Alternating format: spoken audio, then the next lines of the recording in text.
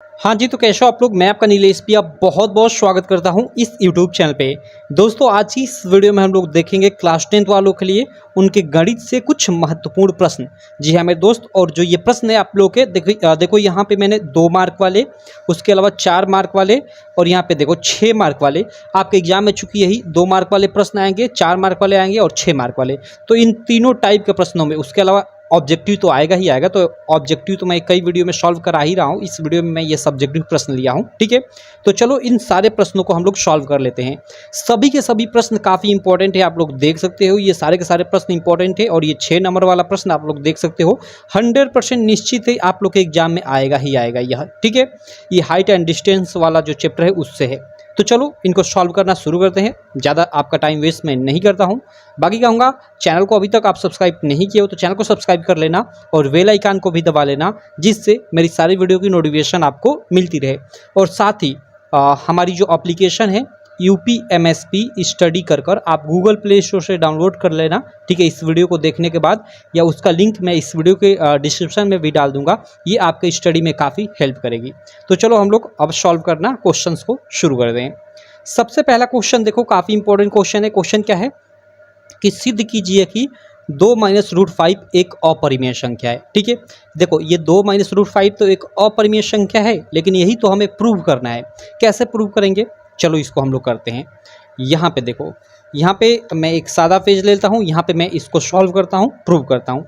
देखो इसको प्रूव करने के लिए कंट्राडिक्शन मेथड यानी विरोधाभास विधि का हम लोग उपयोग करेंगे। यानी यहाँ अपरिमेय हमें सिद्ध करने को बोला है तो इसको हम लोग परिमेय मान लेंगे, और जो अपना ही कथन जो परिमेय हमने माना है अंत में उसी को गलत साबित कर देंगे, तो भाई वह ऑटोमेटिकली परिमेय नहीं है, तो अपरिमेय हो जाएगी संख्या।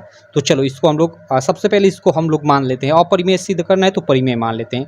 तो यहाँ हम लोग लिखेंगे कि माना कि 2 - √5 एक परिमेय संख्या है। क्या है? परिमेय संख्या है। ठीक है, अब देखो अगर यह परिमेय संख्या है 2 - √5, तो हम कह सकते हैं कि अतः हम लिख सकते हैं कि अतः 2 - √5 जो होगा वो बराबर होगा P/Q के, जहाँ P और Q मान लो इनका कुछ एक निश्चित मान होगा, क्योंकि जो परिमेय संख्या है उनको P और Q के रूप में व्यक्त किया जा सकता है। ठीक है, तो इसको हमने P/Q के बराबर में लिख दिया। और यहाँ क्वेश्चन में आप लोग थोड़ा लिख देना कि जहाँ P और Q सहभाज्य संख्याएं, P और Q सहभाज्य संख्याएं हैं, सहभाज्य संख्याएं हैं, तथा Q = 0 है, ऐसे लिख देना आप लोग। ठीक है, इतना।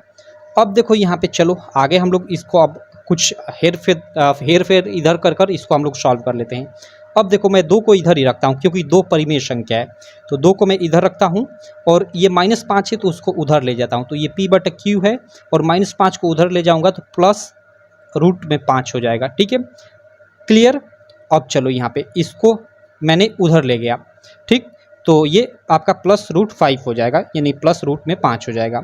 अब देखो यहाँ से 2 बराबर ये क्या हो जाएगा, अब इन दोनों को जोड़ते हैं तो ये P +√5 Q/Q कुछ इस प्रकार का हो जाएगा जब इन दोनों को जोड़ेंगे तो। अब देखो यहाँ पे ये 2 क्या है भाई, 2 तो एक परिमेय संख्या है। हम सब लोग जानते हैं कि जितनी भी नॉर्मल संख्या है जैसे 2, 5, 7 ये परिमेय होती है, क्योंकि इनको 2/1 5/1 यानी P/Q के रूप में लिखा जा सकता है। ठीक है, तो अब देखो यहाँ एक परिमेय संख्या है और यहाँ पे रूट है, मतलब √5 है। तो और ये P और Q क्या है भाई, तो P और Q भाई मतलब देखो एक परिमेय संख्या के रूप में है जहाँ P और Q सहभाज्य संख्या है, मतलब P और Q का कोई निश्चित मान होगा। जैसे मान लो P का 3 है तो Q का मान लो 4 मान है, मतलब हमें मालूम नहीं है वास्तव में, लेकिन इसका कुछ ना कुछ मान होगा। तो उसका यहाँ पे रहकर हम लोग हल करेंगे तो यहाँ पे इस √5 के कारण जो संक्रियाएँ होंगी, यानी हल करने के बाद भी यहाँ पे क्या आएगा, एक अपरिमेय संख्या आएगा। तो भाई यहाँ पे एक परिमेय संख्या और यहाँ पे आपका एक तरह से ये पूरा पूरा अपरिमेय संख्या है, और यह देखो बीच में बराबर दिया है कि ये दोनों बराबर हैं। तो ऐसा तो संभव नहीं है भाई कोई सम संख्या विषम संख्या के बराबर हो सकती है। मान लो कोई 2 सम संख्या है और इधर कोई भी एक विषम संख्या, कोई भी लिख लो आप, 3 लिख लो, 5 लिख लो, कोई भी लिख लो, क्या वो 2 के बराबर होगी? नहीं ना, नहीं होगी। तो उसी प्रकार यहाँ एक परिमेय संख्या है और उसके बराबर ये अपरिमेय संख्या होगी? नहीं होगी।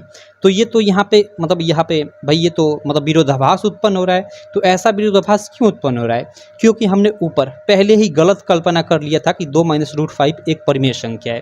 ठीक है, अतः हम कह सकते हैं कि 2 - √5 एक परिमेय संख्या ना होकर एक अपरिमेय संख्या है। तो इतना करने के बाद यहाँ पे आप नीचे स्टेटमेंट दे दोगे।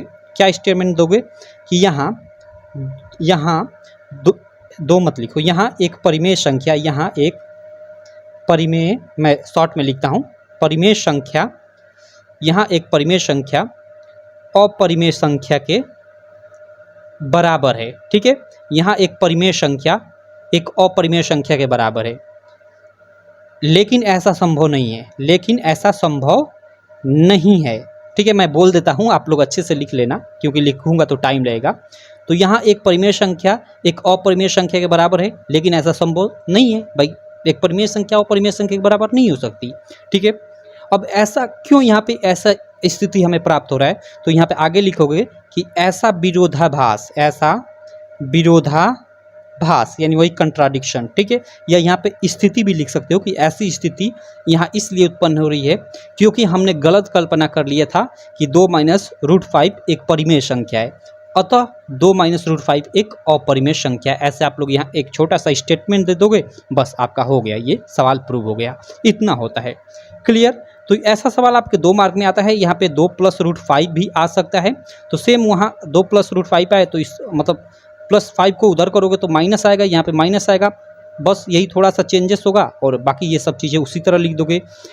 बाकी इस प्रकार कई सारा सवाल आता है, जैसे 2 √5 आता है, उसको भी इसी प्रकार हल करते हैं।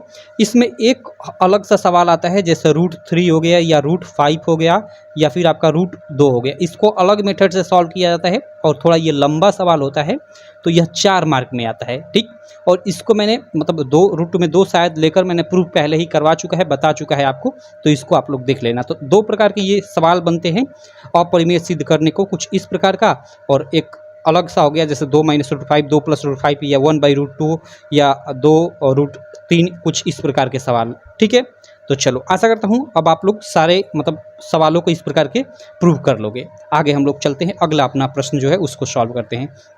अगला सेकंड प्रश्न क्या है, आप स्क्रीन पे देख सकते हो कि ज्ञात कीजिए कि रैखिक समीकरणों का युग्म। ओके, ये एक हम लोग को दिया है और ये एक समीकरण दिया है, रैखिक समीकरण युग्म। इसे बोला जा रहा है कि संगत है या असंगत। काफ़ी मस्त ये भी सवाल है। ठीक है, अब चलो इसको कैसे सॉल्व करेंगे, तो इसके लिए मैं इधर आ जाता हूँ। इसको सबसे पहले इसको कैसे सॉल्व करेंगे, तो देखो इसका आप एक मतलब पढ़े होंगे, ये रैखिक समीकरण युग्म वाले चैप्टर में संगत या असंगत के लिए कुछ शर्तें होती हैं, पहले उनको बता देता हूँ। मान लो जैसे हम लोग की 2 रैखिक समीकरण है, a1x + b1y + c1 = 0। ठीक है, और दूसरी है a2x + b2y + c2 = 0, जहाँ a1 b1 c1 या a2 b2 c2 का कुछ मान होता है। ठीक है, a1 का मान लो कहीं 2 हो जाएगा, कहीं 3 हो जाएगा, b1 का 5 हो जाएगा, c1 का कुछ इसी तरह मतलब संख्याएं होती है। क्लियर? तो देखो इसमें जब a1/a2 का अनुपात, a1/a2 का जो अनुपात है वो बराबर होता है किसके, या बराबर नहीं होता है, लगातार मैं बताता हूँ। a1/a2 का अनुपात जो होता है b1/b2 के अनुपात के बराबर नहीं होता है। तो इस स्थिति में अगर ये रैखिक समीकरण है, मतलब रेखा की समीकरण है, तो दोनों जो रेखाएं होती हैं एक दूसरे को प्रतिच्छेद करती हैं। ठीक है, दोनों रेखाएं एक दूसरे को प्रतिच्छेद करती हैं एक जगह पे, यानी उनका एक हल आता है। उनका क्या आता है? एक हल आता है, क्योंकि एक जगह पे प्रतिच्छेद कर रही हैं। और ये संगत होती हैं कि असंगत, तो देखो संगत असंगत मीन्स एक तरह से समझ जाओ कि जो साथ हो, जो रेखाएं साथ हो, तो यहाँ पे भाई एक दूसरे को काट रही हैं, मतलब एक दूसरे से मिल रही हैं, तो ये क्या होंगी? संगत होंगी। ठीक, तो इस स्थिति में अगर a1/a2 का अनुपात b1/b2 के बराबर न हो, ठीक है, तो इस स्थिति में क्या होता है कि रेखाएं एक दूसरे को प्रतिच्छेद करती है, यानी काटती हैं, यानी इनका केवल एक हल होता है। इनको हल करने पर एक उसका हल निकलता है, और भाई ये काट रही हैं तो ये क्या होंगी? रेखाएं एक दूसरे से मिल रही हैं, तो ये इस प्रकार की रेखाएं संगत होंगी। यह फर्स्ट स्थिति होती है। सेकेंड स्थिति क्या होती है? सेकेंड स्थिति में आपका मान लो a1/a2 का जो अनुपात हो वो बराबर हो b1/b2 के, और यही अनुपात बराबर हो c1/c2 C2 के, मतलब ये तीनों आपस में जो अनुपात हैं वो क्या हो जाए, यहाँ पे बराबर हो जाए। तो इस स्थिति में क्या होता है कि इस स्थिति में जो रेखाएं होती है ना वो समपाती होती हैं। रेखाएं क्या होती है, समपाती होती हैं।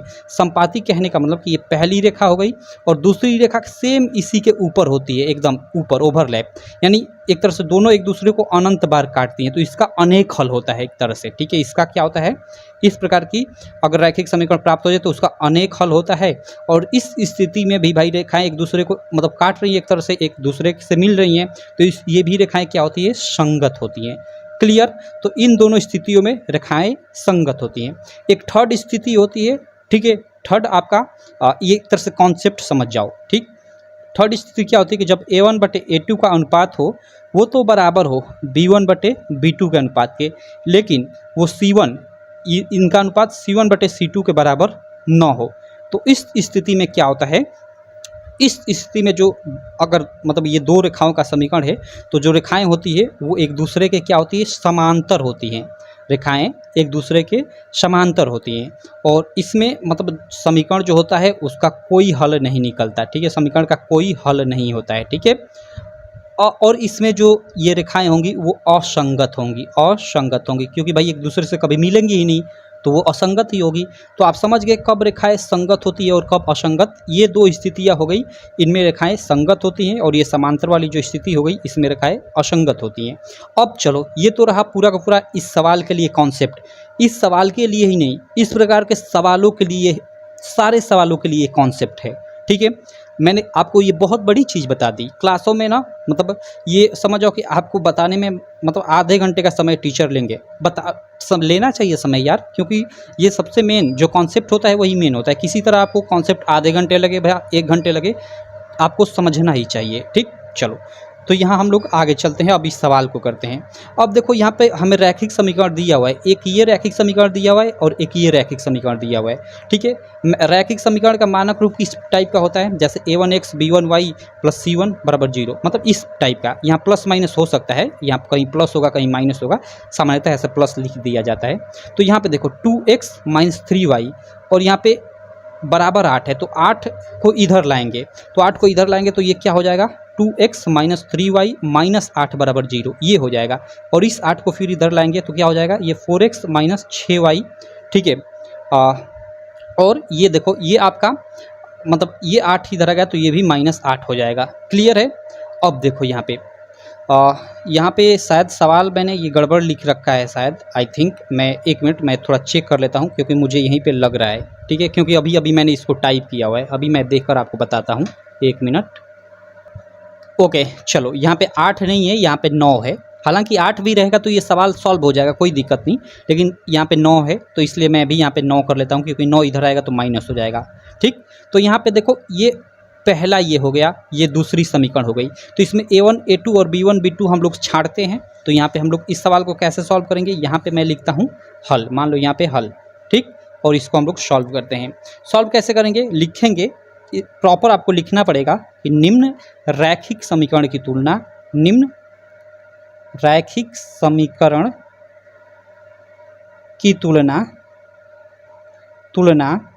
ठीक है, a1x plus b1y plus c1 बराबर 0 तथा a2x plus b2y plus c2 बराबर 0 से करने पर, और जब इससे तुलना करेंगे तो ये हम लोग का यहाँ पे देखो, ये हम लोग का 2 क्या हो जाएगा, a1 हो जाएगा ये। और देखो इसमें ध्यान देना, चिन्ह सहित लेते हैं, तो यहाँ ये -3 क्या हो जाएगा, ये b1 हो जाएगा। और यहाँ पे c1 क्या होगा, तो c1 भाई 8 इधर आएगा तो -8, यानी c1 का मान हम लोग का क्या हो जाएगा, -8। तो यहाँ पे मैं लिख लेता हूँ, a1 का मान हम लोग का क्या हो गया भाई, हम लोग की समीकरण क्या है, 2x माइनस 3y और बराबर 8 है तो ये इधर आ जाएगा, यानी 2x माइनस 3y और 8 उधर इधर आएगा तो -8 बराबर 0 हो जाएगा, ये है। तो यहाँ ये a1 का मान हम लोग का 2 हो गया, b1 का मान हम लोग का -3, b1 बराबर -3 और c1 का भी मान हम लोग का ये -8, ठीक है। आगे चलते हैं, आगे हम लोग का a2 का मान हम लोग देखते हैं। a2 का मान क्या हो जाएगा, यानी इस समीकरण से, तो ये a2 यानी ये 4 हो जाएगा और b2 -6 और C2 हम लोग का ये 9 इधर आएगा तो -9, ठीक। तो ये 4x माइनस 6y और 9 इधर आया तो -9, यानी हम लोग की समीकरण क्या है 4x यानी 4x माइनस 6y, ठीक है, और -9 है, ये हम लोग की समीकरण है। तो इसमें ये A2 हो गया, ठीक है, और B2 क्या हुआ -6, ठीक है, B2 बराबर B2 बराबर -6 और उसके बाद C2 बराबर आपका क्या हो गया, वो आपका -9 हो गया। क्लियर। तो इस प्रकार आप A1 A1 B2 मतलब A1 B1 C1 A2 B2 C2 छांट लेंगे। अब यहाँ पे अब आगे लिखेंगे, यहाँ लिखोगे यहाँ पे कि यहाँ A1, ठीक है, या चूँकि यहाँ पे लिखोगे चूँकि, अब देखो अनुपात देखो A1 बटे A2 का अनुपात देखो, A1 बटे A2 बराबर क्या अनुपात है 2/4, तो ये कटेगा तो क्या हो जाएगा 1/2। उसके बाद कामा देकर B1 बटे B2 का अनुपात देखो, B1 बटे B2 बराबर क्या है, तो ये -3 बटा -3/-6, ठीक है। तो ये आपका कटेगा, माइनस माइनस कट जाएगा, 3 दूनी 6, यानी ये भी 1/2, यानी यहाँ A1 बटे A2 का अनुपात 1/2 और यहाँ B1 बटे B2 का भी मान 1/2, यानी A1 बटे A2 बराबर है B1 बटे B2 के। और C1 बटे C2, चलो यहाँ पे हम लिख लेते हैं C1 बटे C2 बराबर, ये C1 का मान -8 और C2 का मान हम लोग का -9, तो माइनस माइनस कट जाएगा और 8 9 तो कटेगा नहीं, यानी 8/9। तो यहाँ पे देखो, यहाँ पे A1 बटे A2 का मान तो B1 बटे B2 के मान के बराबर है, लेकिन ये दोनों मान C1 बटे C2 के बराबर नहीं है। तो आप लिख दोगे यहाँ पे कि यहाँ A1 बटे A2 तो बराबर है B1 बटे B2 के, लेकिन ये दोनों बराबर नहीं है C1 बटे C2 के, ठीक है। यहाँ ये है, मतलब ऐसी स्थिति है। तो इस स्थिति में क्या होता है, इस स्थिति में भाई यह किसका मतलब दो रैखिक समीकरणों में यह किसका मतलब एक तरह से नियम होता है कि जब A1 बटे A2 बराबर हो B1 बटे B2 के, लेकिन ये दोनों बराबर ना हो C1 बटे C2 के, तो ये समांतर रेखाओं के लिए मतलब ये अनुपात सही है, ठीक है। और समांतर रेखाओं में मतलब जो रेखाएं होती हैं वो संगत नहीं होती कि समांतर में, क्योंकि ये संगत तो नहीं होगी, एक साथ तो नहीं होगी। तो हम लिख सकते हैं कि अतः जो दी गई हम लोग की समीकरण युग्म थी, जो दी गई ये समीकरण युग्म ई और ये थी, ठीक है, तो उसी को हम लोग लिख देंगे, अतः दी गई समीकरण युग्म असंगत हैं, ठीक है, संगत नहीं है, क्या है असंगत है। यहाँ हमें पूछा था कि संगत है या असंगत, तो असंगत है और यही आंसर हो जाएगा। तो देखो इस तरह से मतलब यहाँ से लगाई यहाँ तक इसका सॉल्यूशन होगा, काफ़ी छोटा सा ही सॉल्यूशन है, कोई बड़ा सॉल्यूशन नहीं है, ठीक है। तो इस प्रकार इस सवाल को आप लोग कर लोगे। देखो सवाल बताने में मुझे काफ़ी टाइम लग रहा है, आप भी देख रहे होगे, ठीक है। बाकी इसको करने में तो काफ़ी कम टाइम लगेगा, मैं इसलिए टाइम ले रहा हूँ ताकि एक जो मतलब नॉर्मल बच्चा है उसको भी समझ में आ जाए सारी चीज़ें अच्छे से, और पूरा का पूरा साथ में मैं कॉन्सेप्ट बताते चल रहा हूँ, ठीक है। देखना ये आपके एग्जाम में यही हेल्प करेगा, कॉन्सेप्ट ही हेल्प करेगा, ठीक है। चलो आगे हम लोग चलते हैं। ये पेज भर गया, एक इधर खाली है, लेकिन चलो इसको मैं साइड में रख लेता हूँ 1 मिनट, और अगला सवाल करते हैं हम लोग। अगले सवाल पे चलते हैं। अब 4 नंबर वाले प्रश्न, यहाँ 2 नंबर वाले केवल मैंने 2 प्रश्न लिया था, अब 4 नंबर वाले प्रश्नों को हम लोग सॉल्व करते हैं।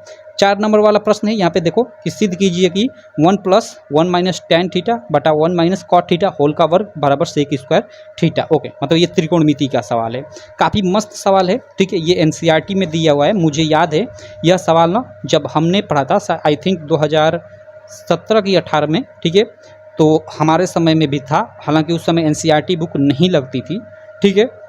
चलो कोई दिक्कत नहीं, चलो इसको भी हम लोग हल कर लेते हैं, काफ़ी शानदार सा सवाल है, ठीक। क्या सवाल है यहाँ पे, सवाल है हम लोग का कि 1 प्लस पोस्ट में है कि 1 - tan थीटा बटा में 1 - cot थीटा होल का वर्ग equal to sec square theta. हमें इसको सिद्ध करना है, इसको क्या करना है, सिद्ध करना है। तो सिद्ध करने के लिए हम लोग LHS या RHS कोई भी ले लेते हैं, तो यहाँ ये LHS लेंगे तो ज़्यादा बेटर रहेगा, तो यहाँ मैं LHS ले लेता हूँ। और LHS हम लोग का क्या है, वो है LHS मीन्स ये लेफ्ट हैंड साइड, ठीक है। चलो यानी बायां पक्ष, तो ये 1 प्लस पोस्ट में 1 - tan थीटा बटा में 1 - cot थीटा होल का वर्ग है। अब चलो इसी को हम लोग हल कर और सेक स्क्वायर थीटा किसी तरह लाते हैं, तभी हम लोग का यह सवाल प्रूव होगा, एक तरह से बोल सकते हैं, ठीक। तो चलो हम लोग इसको करते हैं। यहाँ पे देखो सेक स्क्वायर थीटा हमें लाना है उधर, यानी इधर हम लोग का मान मतलब किसी तरह ऐसा करेंगे कि कॉस में तोड़े, क्योंकि कास का उल्टा सेक होता है। ठीक, तो tan थीटा को हम लोग sin थीटा बटा cos थीटा में तोड़ सकते हैं। चलो, तो 1 प्लस ये देखो 1 माइनस tan थीटा को हम लोग क्या लिख सकते हैं, sin थीटा बटा cos थीटा, क्योंकि ये फार्मूला होता है tan थीटा इक्वल टू ये फार्मूला होता है tan theta equal to sin theta बटे में cos थीटा। क्लियर है, ये क्या होता है, ये फार्मूला होता है। तो tan थीटा का जगह पे मैंने sin थीटा बटा cos थीटा लिख लिया, और ये उसके बाद ये वाला बट्टा यानी होल बट्टे, और ये क्या हो 1 माइनस cot थीटा। अब देखो cot थीटा बराबर क्या हो जाएगा भाई, tan थीटा बराबर sin थीटा बटा cos थीटा होता है, तो tan थीटा का उल्टा cot थीटा होता है, तो cot थीटा का फार्मूला क्या हो जाएगा, cos थीटा बटा sin थीटा। सिंपल। तो यहाँ पे मैं cot थीटा है उसका जगह cos थीटा बटे में sin थीटा लिख देता हूँ। ठीक है, 1 मिनट यार, गला सूख गया। ओके, चलो कोई दिक्कत नहीं, बोलते बोलते गला सूख जाता है, माफ़ करना। यहाँ पे देखो, अब ये क्या हो गया हम लोग का, ये 1 प्लस इसको उसी तरह रहने देते हैं। अब देखो 1 माइनस साइन थीटा बटा कॉस थीटा है, तो ये देखो इसको हम लोग 1 में से इसको घटाएंगे तो ये कुछ इस प्रकार का हो जाएगा, ये कॉस थीटा से आपका इधर गुणा हो जाएगा, यानी कॉस थीटा और माइनस साइन थीटा बट्टे में कॉस थीटा हो जाएगा। ठीक है, यह कुछ इस प्रकार का हो जाएगा, और ये होल बट्टा में यानी ये वाला बट्टा, और 1 माइनस कॉस थीटा बट्टा साइन थीटा है, तो ये आपका ये हो जाएगा आपका sine theta minus cos theta बट्टे में साइन थीटा। सिंपल, मतलब हमने यहाँ पे लॉसा लेकर एलसीएम लेकर इसको हमने दोनों को ऊपर वाले और नीचे वाले को सॉल्व कर कर इस रूप में चेंज कर लिया। अब देखो यहाँ पे आगे देखते हैं, 1 प्लस आगे हम लोग का क्या होगा, इसको ऊपर ले जाएंगे, क्योंकि ये इसको ऊपर ले जाएंगे तो ये पलटकर आपका क्या हो जाएगा, गुणा हो जाएगा। ठीक है, तो चलो cos theta minus sine theta और बटे में ये आपका कॉस थीटा है, तो कॉस थीटा और गुणे ये ऊपर जाएगा तो पलटकर गुणा हो जाता है, तो ये क्या होता है साइन थीटा अपन में ये आपका है sine theta minus cos theta. देखो जब ऐसी स्थिति होती है, जैसे कहीं लिखा है यहाँ पे देखो, जैसे 1/2 और ये होल बट्टे में 3/2 कुछ इस प्रकार का होता है ना, तो यह ऊपर जाकर गुणा हो जाता है, तो इस प्रकार हो जाता है कि 1/2 गुणे 2/3, यह पलट जाता है ऊपर जाकर। क्लियर, आप समझ गए ना। तो उसी प्रकार ये यहाँ पे हुआ है, sine theta minus cos theta बटा साइन थीटा था, तो यह ऊपर गुणा हो गया है, और यह देखो ये पलट गया, यानी अंश का हर का अंश हो गया है। ठीक, चलो अब देखो यहाँ पे ध्यान देना तुम, cos theta minus sine theta यहाँ पे है, और यहाँ पे क्या है sine theta minus cos theta. इसको हम लोग कटा सकते थे, लेकिन यहाँ एक चिन्ह का डिफरेंस आ रहा है, एक चिन्ह का डिफरेंस आ रहा है, और यहाँ पे देखो आप स्क्वायर करते आना, यहाँ पे स्क्वायर है तो ये स्क्वायर करते आना, यही छोटी छोटी गलतियाँ दिक्कत करती हैं। तो यहाँ पे देखो इसको कैसे भी हम लोग कटाएंगे, क्योंकि इसको कटा दिए तो फिर हम लोग का केवल साइन कॉस बचेगा, तो फिर मज़ा आ जाएगा। इसको तो हमें कैसे भी कटाना ही पड़ेगा। तो इसके लिए हम लोग क्या करेंगे, इसके लिए यहाँ पे हम लोग एक माइनस कामन ले लेंगे, माइनस कामन ले लेंगे तो यह आपस में इंटरचेंज हो जाएगा, और फिर इससे ये कट जाएगा। तो चलो कामन ले लेते हैं, कोई दिक्कत नहीं। 1 प्लस कामन, या एक तरह से कह सकते हो कि माइनस से हम लोग गुणा कर दें। ठीक है, तो चलो इस यहाँ पे मैं माइनस ले लेता हूँ, तो माइनस लूँगा तो इसको कोष्ठ में मैं कैसे लिख सकता हूँ, cos theta plus sine theta. ठीक है, और इधर गुणे ये आपका साइन थीटा। क्लियर, और होल बट्टे में इसको मैं तो इसी तरह लिख देता हूँ, कॉस थीटा और कोष्ठ में ये आपका साइन थीटा। और यहाँ पे देखो यार, यहाँ पे ध्यान देना, 1 मिनट, कुछ गड़बड़ हो रहा है यहाँ पे। देखो यहाँ पे गड़बड़ क्या हो रहा है मैं आपको बता देता हूँ। ठीक है, चलो इसको पहले तो मैं लिख लेता हूँ, जैसे ये है साइन थीटा और माइनस कॉस थीटा है, तो इसको मैं लिख देता हूँ, उसके बाद बताता हूँ। यहाँ पे देखो, यहाँ पे हमने गड़बड़ किया था, माइनस अगर हम बाहर कॉमन लेते हैं, ये cos theta minus sine theta है। ठीक है, अगर माइनस यहाँ कॉमन लेते हैं हम लोग तो यहाँ भी माइनस होगा, क्योंकि कोस टूटेगा तब भी तो यहाँ पे प्लस होगा, इसके बराबर होगा। देखो जैसे यहाँ पे कॉस थीटा और प्लस साइन थीटा हमने कर दिया है। ठीक है, और बाहर हमने माइनस कॉमन लिया है, तो अगर इसको हम लोग कोष्ठ को हटाते हैं तो ये तो माइनस कॉस थीटा और ये प्लस है, तो ये माइनस साइन थीटा हो जाएगा। तो फिर तो ये इसके बराबर नहीं आ रहा है, यहाँ पे ये ऋण अधिक एक आ जा रहा है, तो इसलिए यहाँ भी आपका माइनस हो जाएगा। क्लियर, तो minus cos theta plus sine theta हो जाएगा। क्लियर है। अब देखो आगे देखते हैं, आगे अब देखो अब क्या होगा, 1 प्लस, अब देखो कोष्ठ में ये आपका माइनस का माइनस और कोष्ठ में अब माइनस कॉस थीटा है और प्लस साइन थीटा है, तो इसको ऐसे भी लिख सकते हैं हम लोग कि sine theta minus cos theta, क्योंकि मतलब किसी चीज़ के आगे, जैसे 3 है तो 3 एक धनात्मक संख्या, धन आगे नहीं लिखा जाता है, तो साइन को हम लोग वही पहले लिए, यहाँ पे हम लोग प्लस नहीं लिख रहे हैं, ठीक।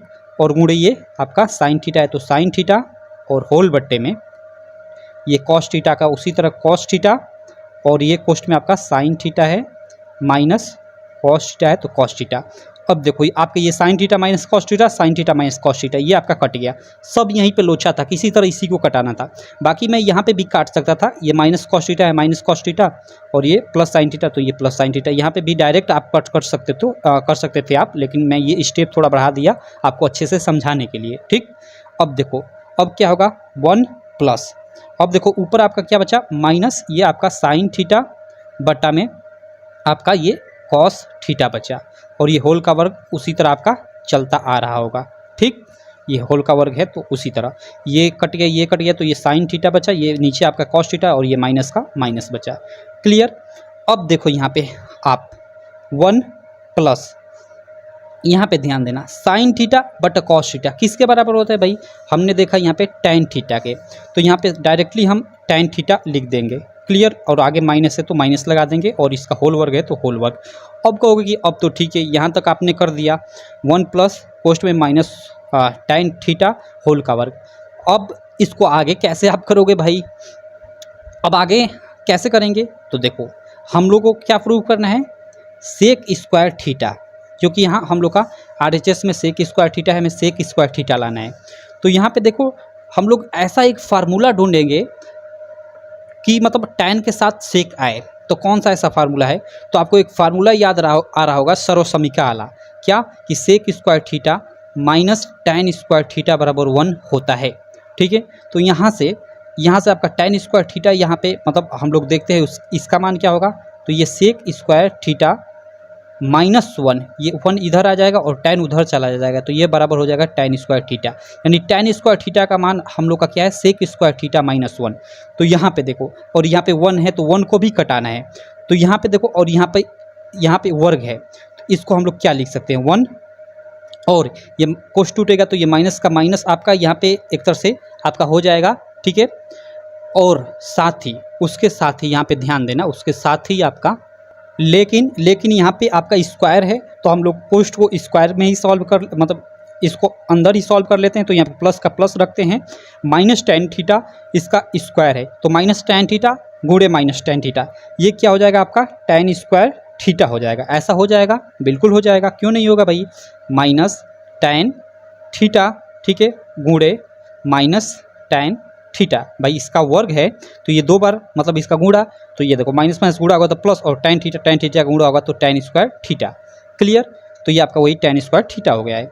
अब देखो यहाँ पे ये मैं इसको कहाँ सॉल्व करूँ, नीचे यहाँ पे कर लेता हूँ इसके, चलो ये 1 प्लस टैन स्क्वायर थीटा है, टैन स्क्वायर थीटा का फार्मूला हम लोग सेक के फॉर्म में क्या लेंगे, यहाँ पे सेक स्क्वायर थीटा -1, क्योंकि सेक स्क्वायर थीटा -1 बराबर टैन स्क्वायर थीटा होता है, ठीक है। तो यहाँ टैन स्क्वायर थीटा का जगह पर हम लोग सेक स्क्वायर थीटा -1 लिख सकते हैं, तो वही यहाँ टैन स्क्वायर थीटा का जगह पे मैं लिख लेता हूँ सेक स्क्वायर थीटा -1।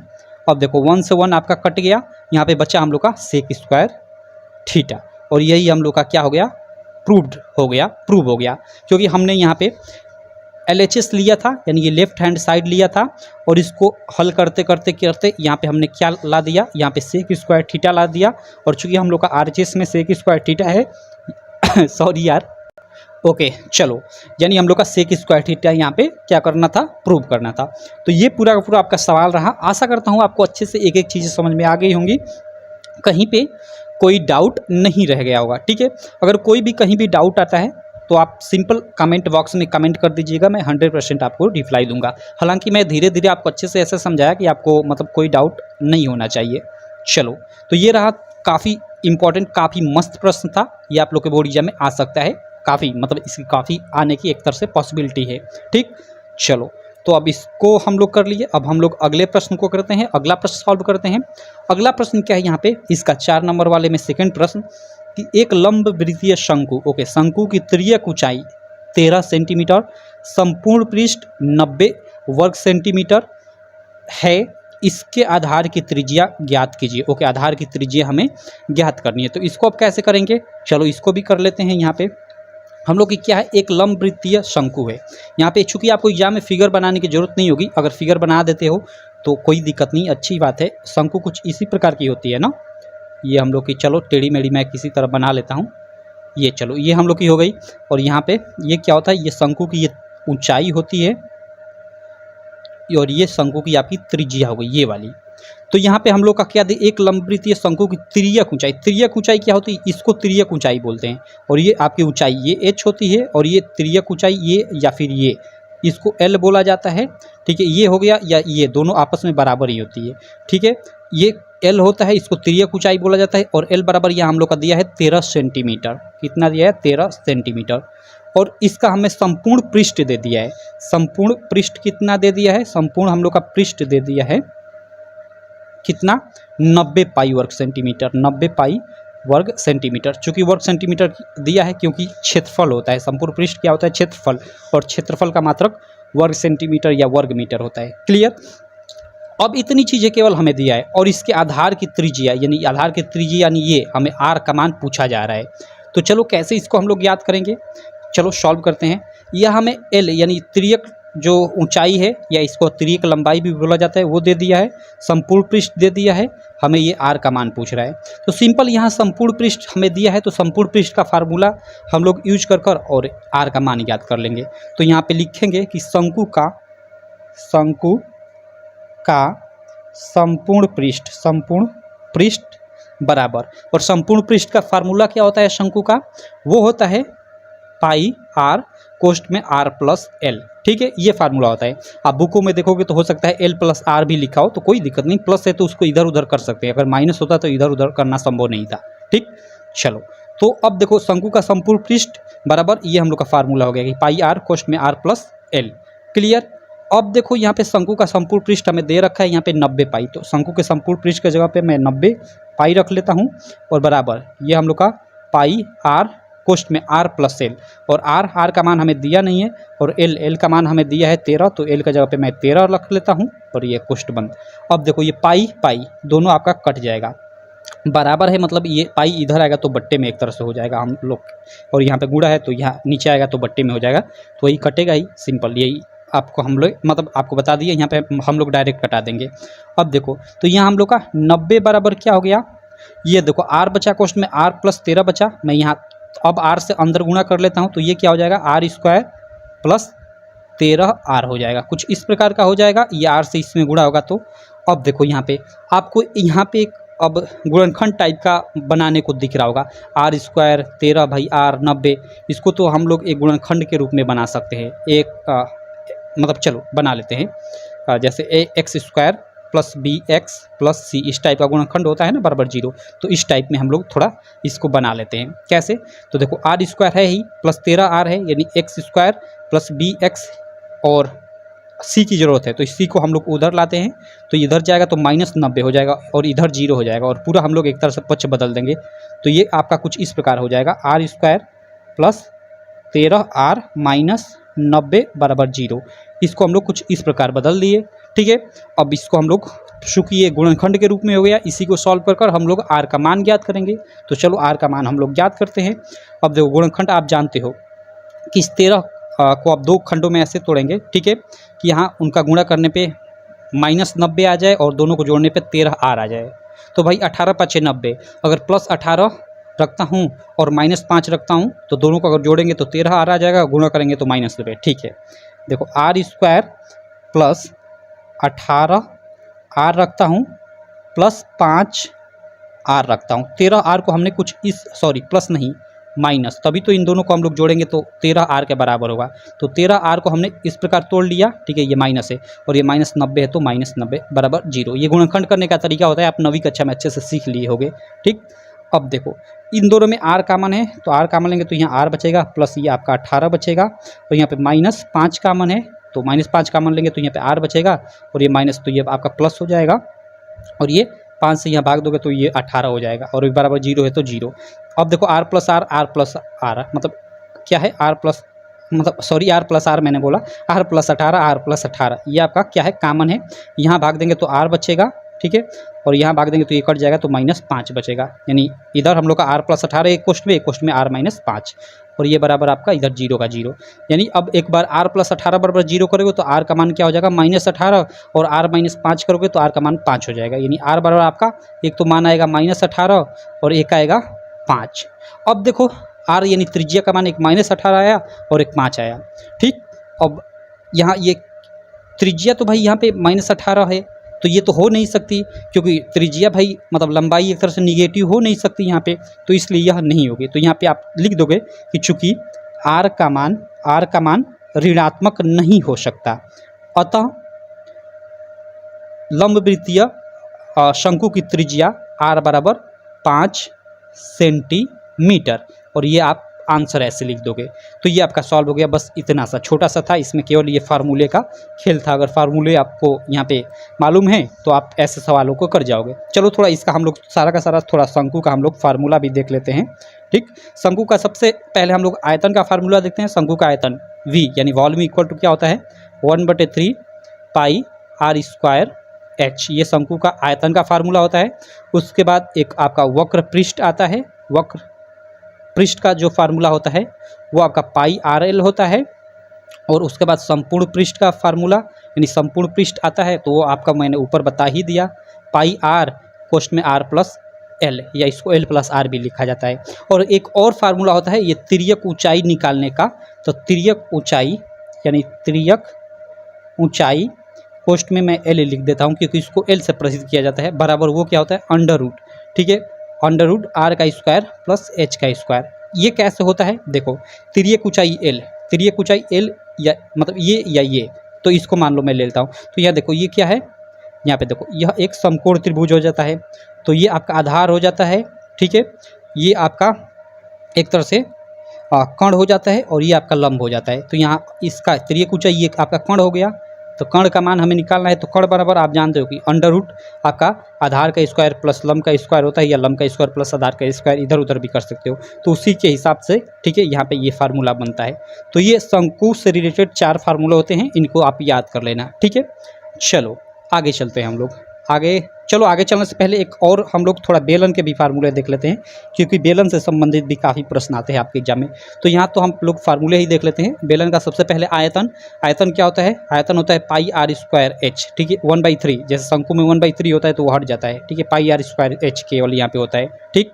सेकेंड आपका वक्र पृष्ठ, इसका वक्र पृष्ठ का जो फार्मूला होता है वो क्या होता है, वो होता है 2 पाई RH, ठीक है, 2 पाई RH। यहाँ पे आपका पाई RH होता है शंकु में, लेकिन बेलन में 2 पाई RH होता है, क्लियर।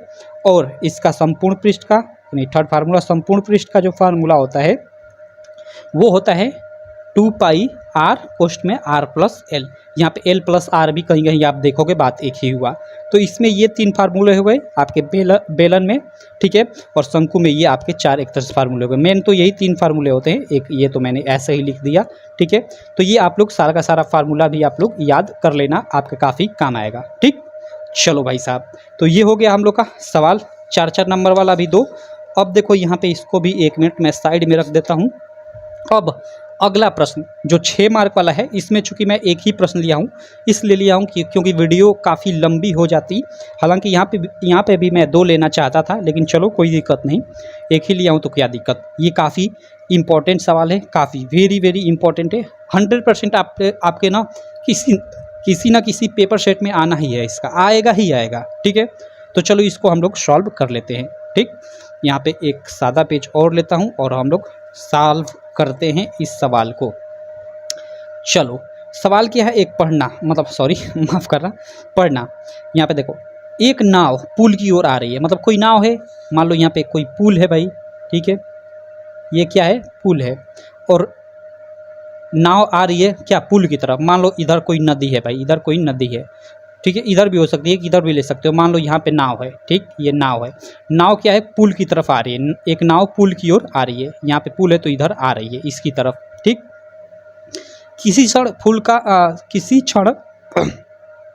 पुल का उन्नयन कोण 30 अंश देखा गया। मान लो किसी क्षण, मान लो इधर से आ रही थी और यहाँ पे आई, तो यहाँ पे अभी किसी क्षण मान लो, यानी कोई भी समय वो हो सकता है, यहाँ पे उन्नयन कोण कितना देखा गया 30 अंश, ठीक है।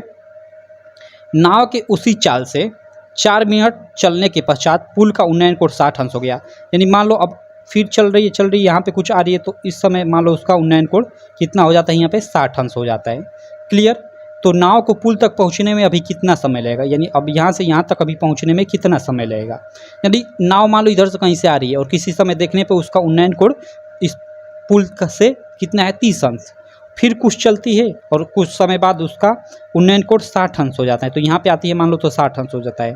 तो कह रहा है कि पुल तक आने में अभी उसे कितना समय लगेगा। सिंपल यही से सवाल है। ठीक है, क्या है, यही आपका सवाल है। चलो इस सवाल में आप अगर आपको फिगर समझ में आ गया तो समझ जाओ कि आपका सवाल हो गया। तो चलो इसको करते हैं। सबसे पहले तो मैं फिगर बना लेता हूँ। ठीक है, यहीं पे मैं फिगर बना लेता हूँ। चलो यहाँ पे मान लो इधर से कहीं नाव आ रही थी।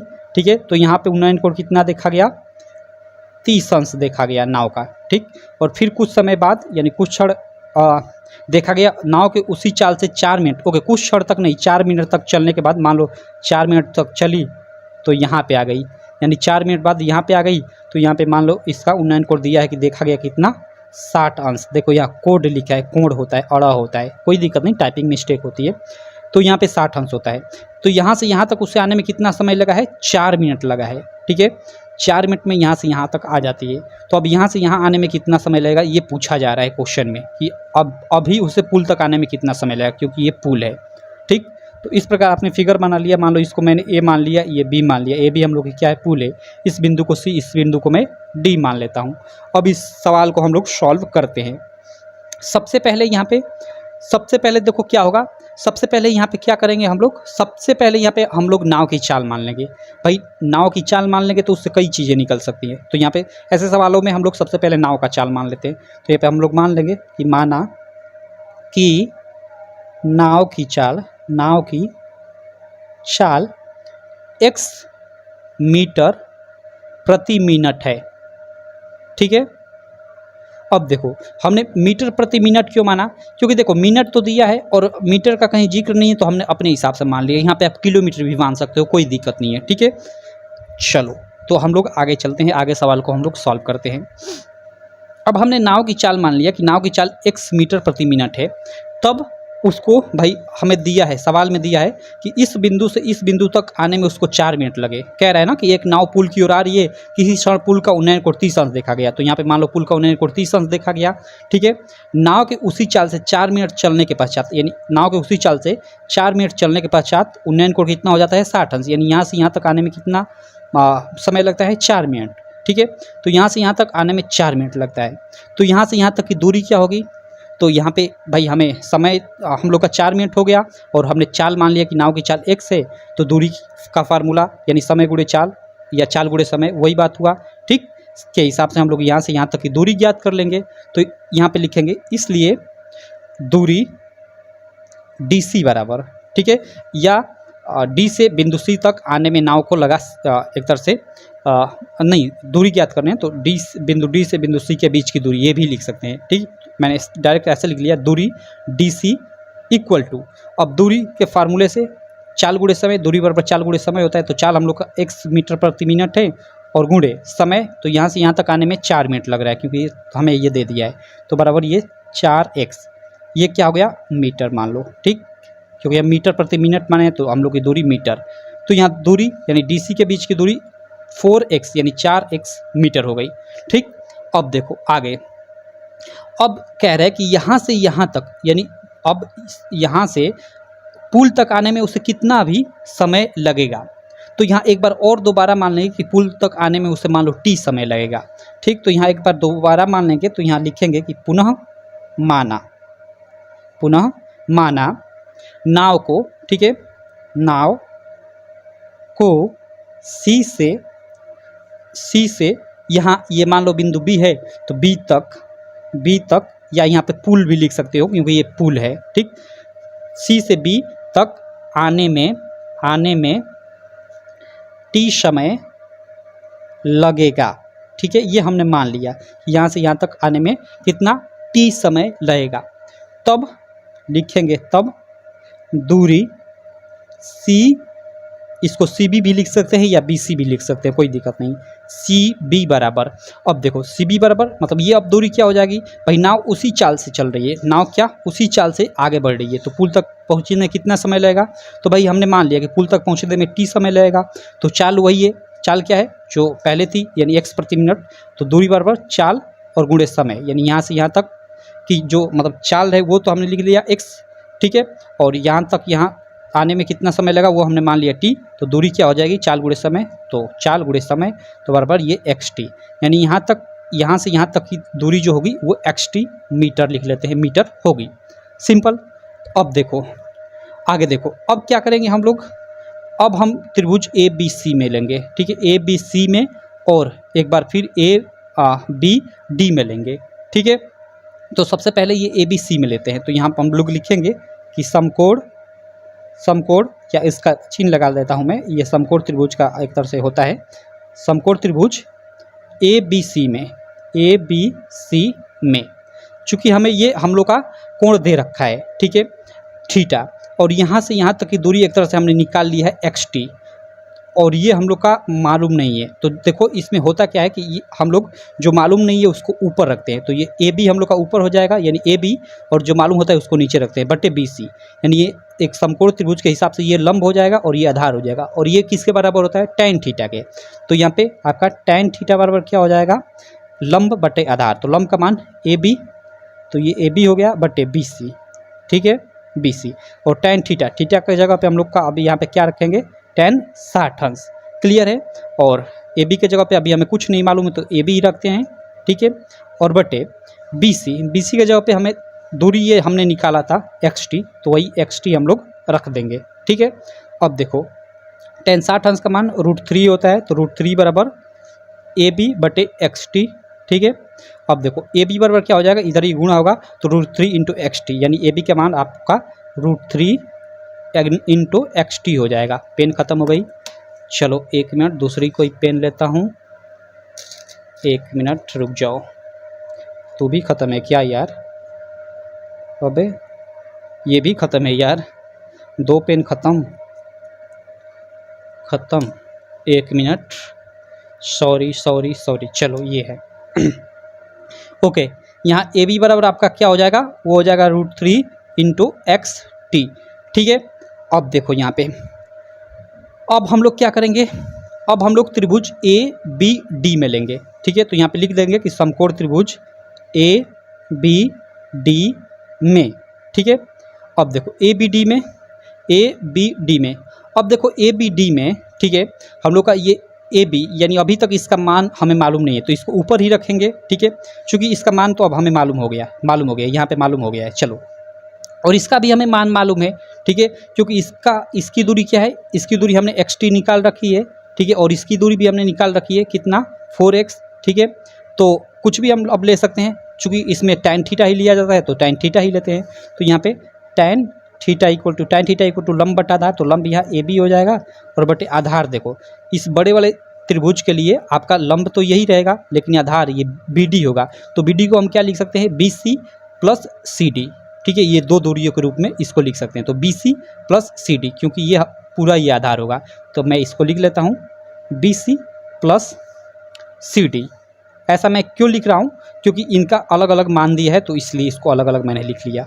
अब देखो tan थीटा, और tan थीटा का जब अभी यहाँ इस कोण को लिखेंगे तो ये 30 अंश, तो ये आपका 30 अंश हो गया, और बराबर ए बी का, ए बी की जगह पे देखो √3 इंटू xt हो गया, और बटे में बी सी, यानी ये बी सी, इसका मान हम लोग का बी सी या इसको हम सी बी भी बोल सकते हैं, इसका मान हम लोगों ने xt निकाला था, तो xt प्लस ये आपका सी डी, ठीक है, सी डी या डी सी, इसका मान 4x शुरू में ही हमने निकाला था, तो ये आपका 4x हो गया, क्लियर।